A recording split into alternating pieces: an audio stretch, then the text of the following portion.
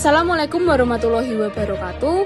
Sugeng enjang para pemirsa, kepanggih kalih kalian kula Aulia Hanum Widiana Susanto wonten adicara pawarta Nusantara. Ing Kitha Salatiga wonten bendera ingkang panjangipun 1.000 meter lan wiyaripun 3 meter. Pawai dipun gelar wonten lapangan Pancasila wiwit tabuh 11 siang ngantos tabuh sepalih kawan sonten. Acara menika dipun wontenaken kagem mageti dinten Sumpah Pemuda ing tanggal 28 Oktober 2021 saha kagem bangkitaken sungkuyung nasionalisme wonten kalangan nem-neman negeri menika ingkang badhe enggal sirna. Miderek Wali Kitha Salatiga Bapak Yulianto ngaturaken dhateng pihak-pihak ingkang nderek lebating acara menika lan sinten ingkang peduli kalian kegiatan menika.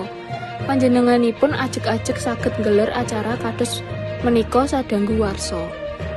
Mekaten pawarta saking kawula Aulia Hanum Widiana Susanto wonten adicara Nusantara nglapuraken.